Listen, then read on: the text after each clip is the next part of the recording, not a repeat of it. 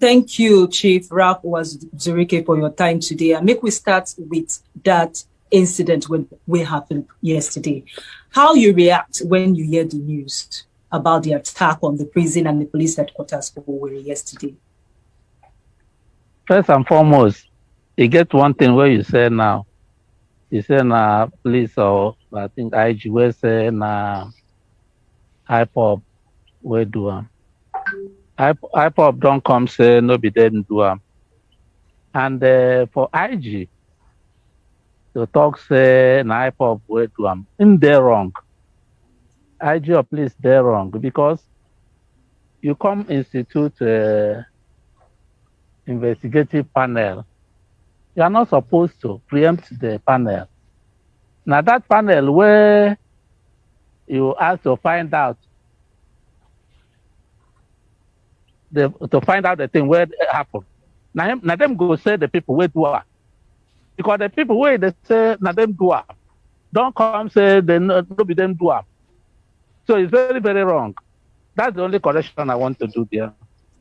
And so, because not be only the IGP talk that one, and the reason why I mentioned them that because, like when we carry the news in the morning, like when you say nobody fear identify who those people will carry out the attack be, but the IGP later come out to say they don't find out saying that this group of people do harm, and even the governor of the state, Governor Hope Uzodinma, also make mention of the same things. So waiting you go tell the governor of the state, we also joined the IGP to talk, saying that this group of people carried out the attack yesterday.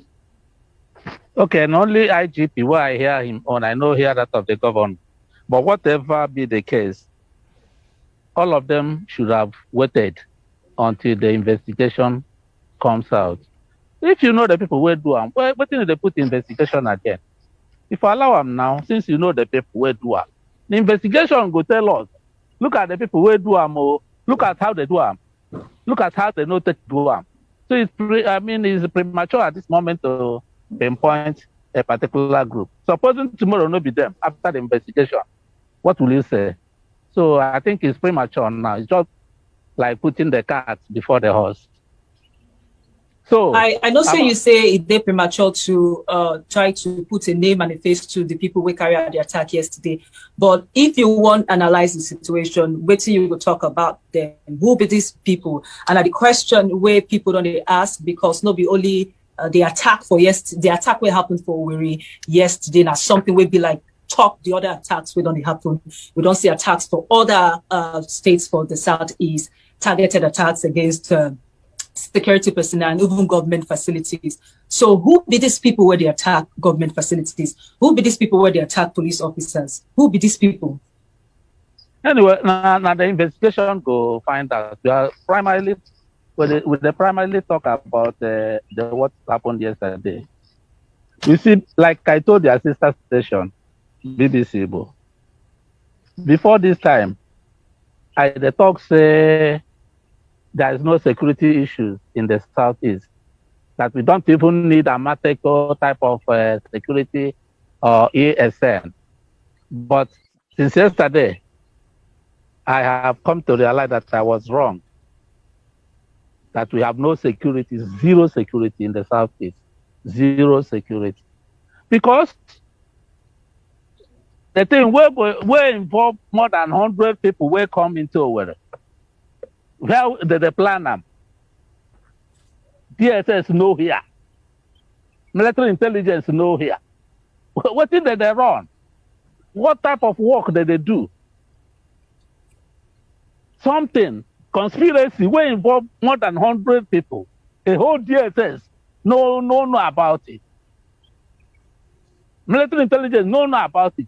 They came all the way from outside Imo State, some with the seat of power. Sacked the prisons, sacked the CID. God himself was said, no go carry our government.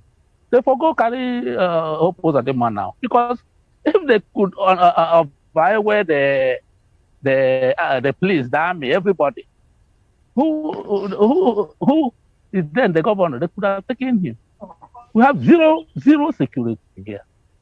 I'm expecting Immediately this thing happened, the IG of police could have resigned for his incompetence. The Director General of SSS could have resigned for his incompetence. But the idea. So you blame the security personnel for what happened yesterday. Oh, yeah. Oh. They don't live up to their responsibilities. Yes, of course. Who else will you blame? To start with, I mean, this thing would have been nipped in the bud from the planning situation where they were sitting together to plan. If the DSS people were aware of it, they couldn't have come to Owerri. Okay, given that they were not aware of it due to incompetence.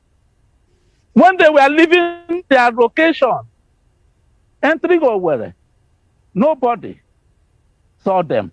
Nobody gave information, even by phone, to DSS or army or police. Say, look, some people are coming. A whole barrage, a convoy of so many cars in midnight. Nobody gave information. And they came to a seat of power. All the policemen ran away like women. Ran away. What do you think?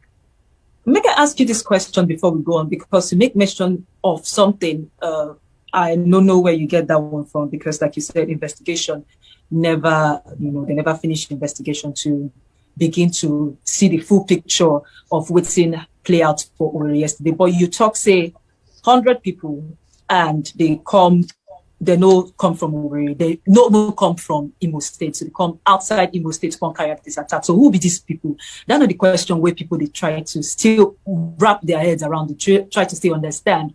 Who be these people will carry out the attack? If you talk, say, it did too early, it did very premature to conclude, say, IPOB group carry out the attack, like wait till the IGP and the governor of the states don't talk. Who be these people? That's the question everybody is asking. But what I'm telling you is that they themselves told us, both the prison warders and the police, that these people came with so many vehicles and that there are more than 100. Do you understand?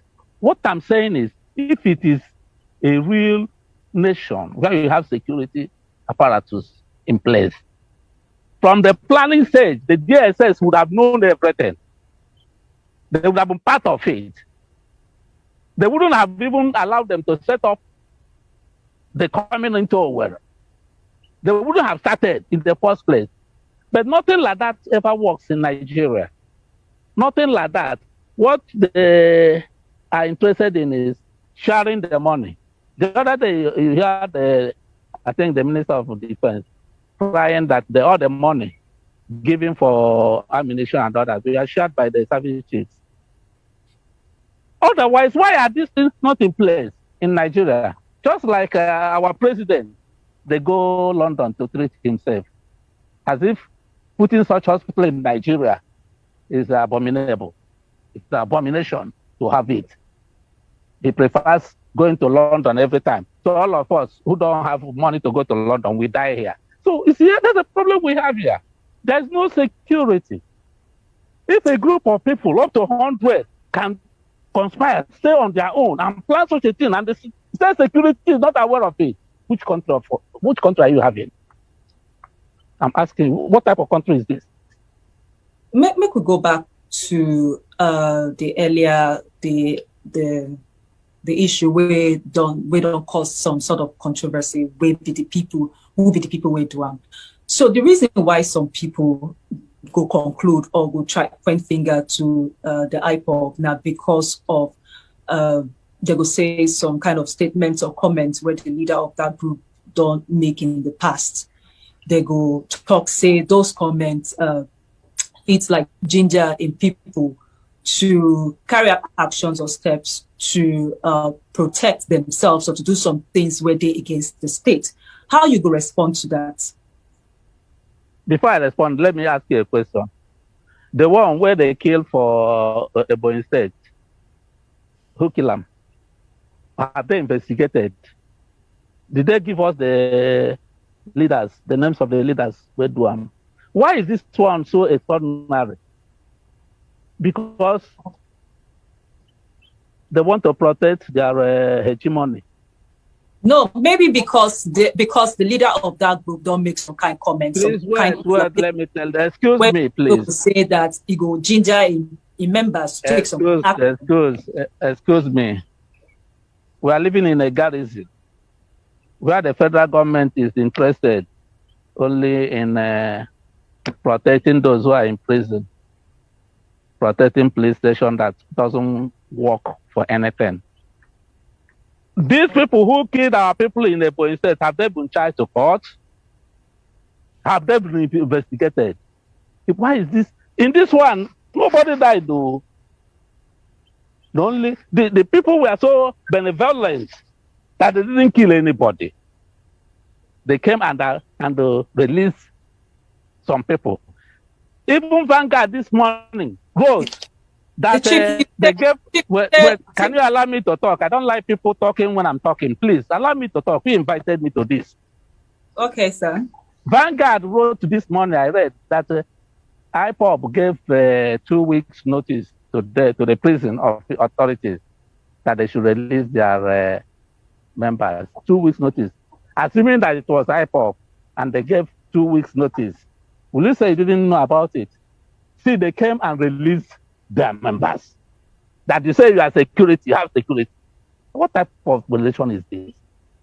So all these things we are doing in Nigeria, you should treat equals equally. You must bring justice to play if you want equity, if you want peace. Our people are killed in Ebonyi State. No inquiry. The Ebonyi State governor was crying like a baby on the social media, begging for justice. It was just of late that the vice president went there. But just yesterday, within 24 hours, Buhari, from his hospital bed in London, has condemned it. He never condemned that of Ebonyi State too. He has already given instruction that the perpetrators must be brought to book. He has never given instructions for the perpetrators of Ebonyi murder, mass murder, should be brought to book. What type of country is this? Okay, want me to stay here and start condemning Nnamdi Kanu? I will never condemn it. I will not. Because these people are doing it as if we are not human beings. Our people are killed. Intense. About 30 or so people killed. Nobody has done anything. Then a police station was burned. Prisoners released. Then the whole nation is boiling. For what? For what? These people who died are not human beings. I have finished. Okay, sir. Okay, Chief. So what I wanted to say was that so like you subsequently mentioned it, the president is not in the country, but the vice president don't visit Ebonyi State, and investigation they on to find out what really happened for Ebonyi State. And just to say clearly, yeah, that what happened for Ebonyi State, of course, no be news way per single 1 year. People die, and the life of every Nigerian actually supposed to matter. But some people go ask, because of what you say the group of people who attack the prison, they only release some prisoners. Now, not from all of them. They release all the prisoners.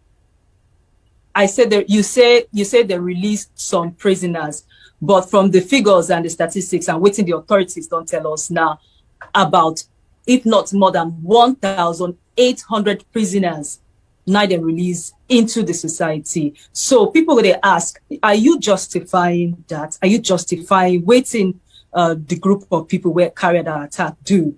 How do you defend the fact that over 1,000 prisoners, about 1,800 prisoners, like they tell us, they at large now in the society?